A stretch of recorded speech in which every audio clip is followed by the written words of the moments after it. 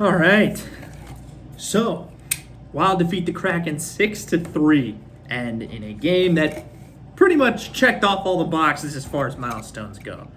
It wasn't always looking like that though in the beginning, because Fleury's giveaway at the beginning really made me think back to all the other giveaways he had in the playoffs. That's why I'm still a little hesitant on Fleury being completely good. I mean, I hope I'm tripping over my words here. I'm hoping that he lives up to his potential and he lives up to being a 3-time Stanley Cup champion, hopefully 4-time with us.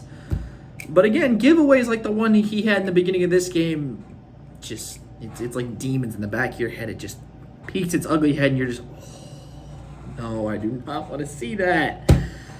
But regardless, that happened anyway. Before this game started, though, Tyson Jost got back into the lineup, which sent Mitchell Chaffee back down. Goligoski was scratched for this game, and Jordy Ben was in. Other than that, no other movement changes. So that would mean that Foligno is out. That would mean Greenway's still out. That means Dumba's still out. Dumba and Greenway skated with the team today, and Foligno is in COVID protocol, which is odd because I didn't think the NHL continued doing that. But I guess just to be safe, Foligno is in COVID protocol. So that'll keep him there. And right off the bat, that first goal that Fleury gives up is just brutal. And it's not like right off at the beginning of the game either. What I mean is the first shot of the game for Seattle is a goal.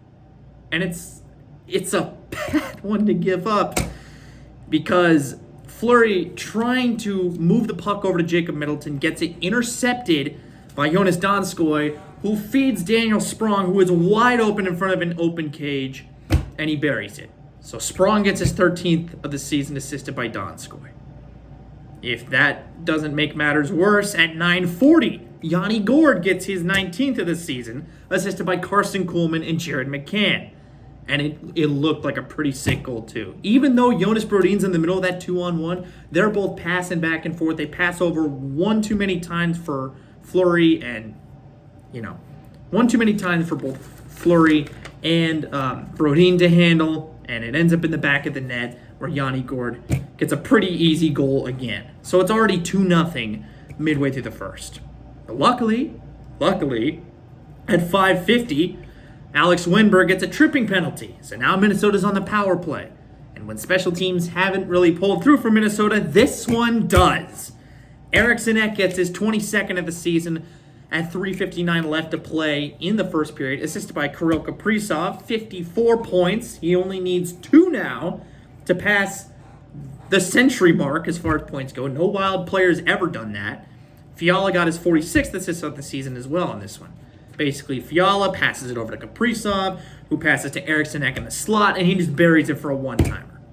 And that's how the first period ends as far as the goal tally goes. So it's 2-1, and Seattle has the lead. And it seems pretty even, but again, there's still 2 periods to go. Who would have thought that Minnesota just went nuts in the second period? Because 17:56 left to go. Eriksson Ek gets another one, his 23rd of the season. Assisted by Fiala again, 47 assists. And Boldy, his 22nd assist. Basically, Boldy gives a nice lead pass to Fiala, who ends up drawing most of the Kraken defense with him.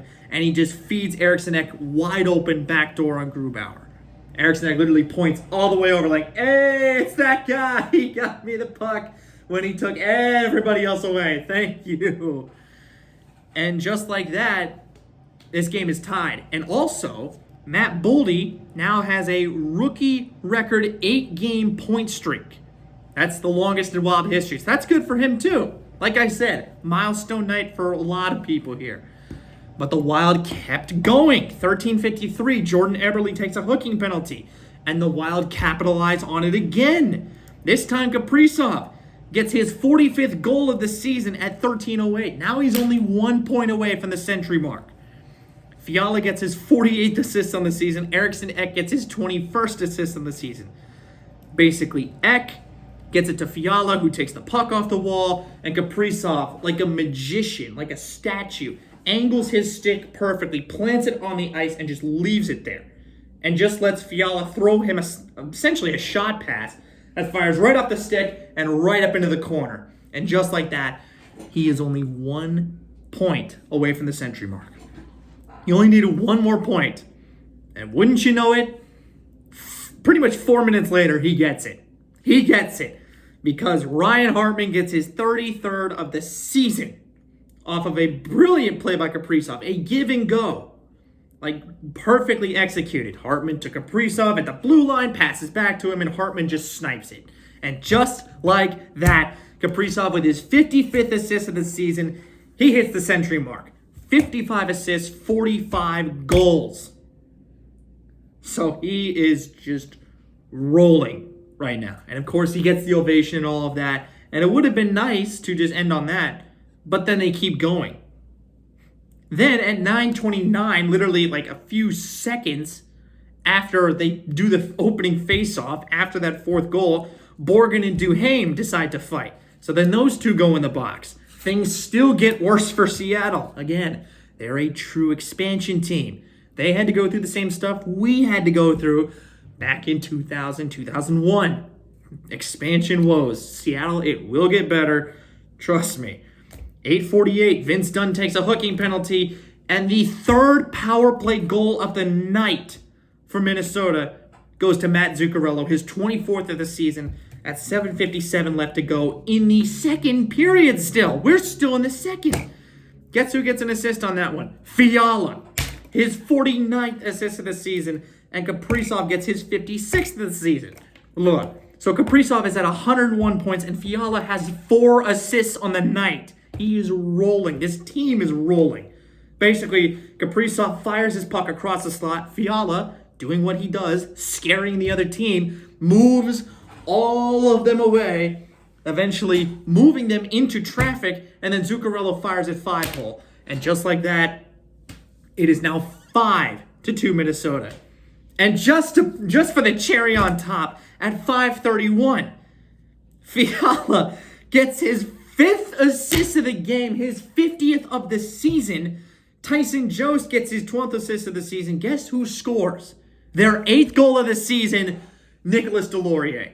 And it just feels so good when that guy scores. He does the bow to the bench because he knows he rarely scores. But to get the building pumped like that, oh my God, it just felt so good.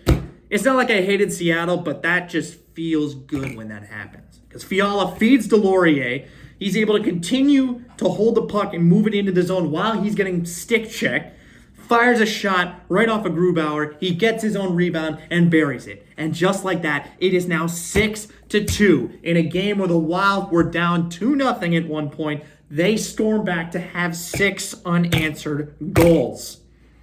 And then the 3rd period finally happens.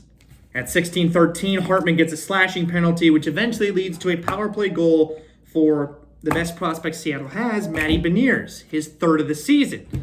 At 14:44 left in the 3rd period, assisted by Dunn and McCann. Basically, Dunn's point shot gets blocked, and Matty Beniers is able to go 5-hole. So, the game kind of fizzles out after that, because Seattle kept shooting themselves in the foot in the 3rd period and never really gained momentum. Good for Matty Beniers to score, but the Wild still win. A hell of a night for both Kaprizov and Fiala, essentially the 2 superstars we have on this team. And people don't want to put Fiala in the same conversation as Kaprizov. You might want to leave because he is playing out of his mind right now. Enough to get him a new contract. Give him the money. I don't even care if we trade away picks or we find a way to circumvent the cap. Do something. Because Kevin Fiala, even though people, I know the top comment is going to be, but he's streaky. And fair point, because earlier in the season, it took a while for Fiala to really break out. He had 2 goals in the first 2 games, and then went quiet for the next 20 or so. But then, as soon as Matt Boldy came into the picture, and as soon as Freddie Gaudreau, as soon as that line linked up, oh my God, That line is so dominant right now. And I didn't expect that line to be the one that was rolling. I expected Kaprizov, Zuccarello, Hartman. But now we already expect them to do good stuff, and we know they can. Then there's the Grief line, who will run you over and still score. Foligno, Greenway, Eriksson, Ek.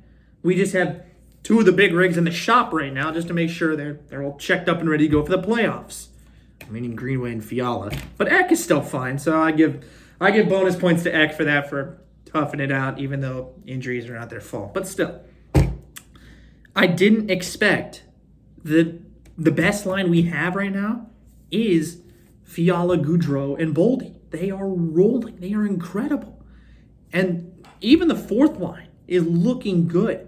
Right now it's Delorier, Jost, and Bukestad. And I'm willing to roll with that. I'm willing to go with that. I'm fine with Duhaime being in there because he'll hustle. Connor Dewar has been playing solid hockey. I feel like he can be good. Like it feels good. It feels good to win like this, to win 6-3 over Seattle. So the Wild's record now becomes 50-21-7. That gives us 107 points. We're still second in the Central, still trying to get away from St. Louis. And the next game we have is the final road game of the season. 8 Eastern, Sunday night in Nashville. Our boogeyman, the one we can't seem to beat. We've essentially got to win that game because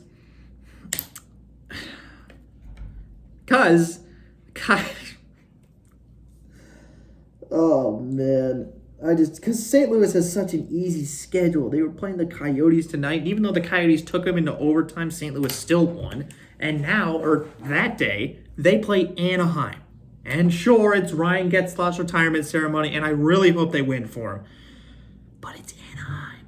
Do you really expect much from the Ducks? Because I don't. I'm desperately hoping they prove me wrong. But St. Louis is getting a pretty easy schedule to finish off the season.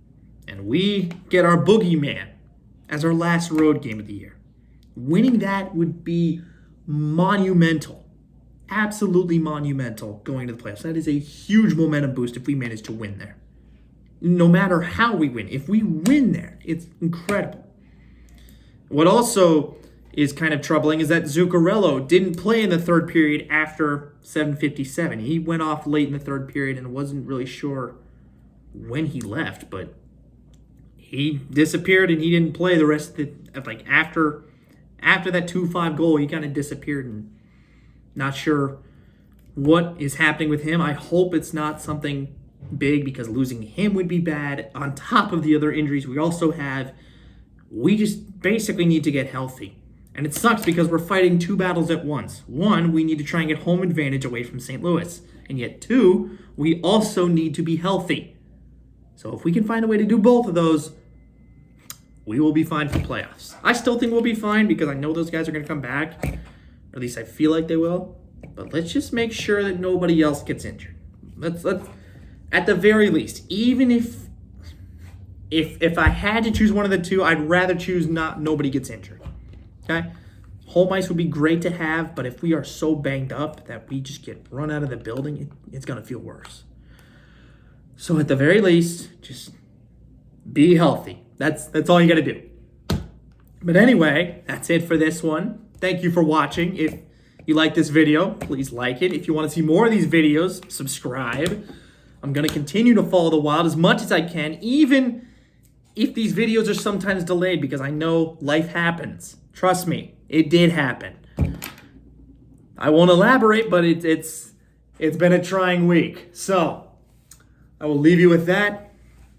And it's good to see this team when they're good. It is so good to see this team when they're good. And I'll leave you with that. So thanks for watching, and I'll talk to y'all later. Peace.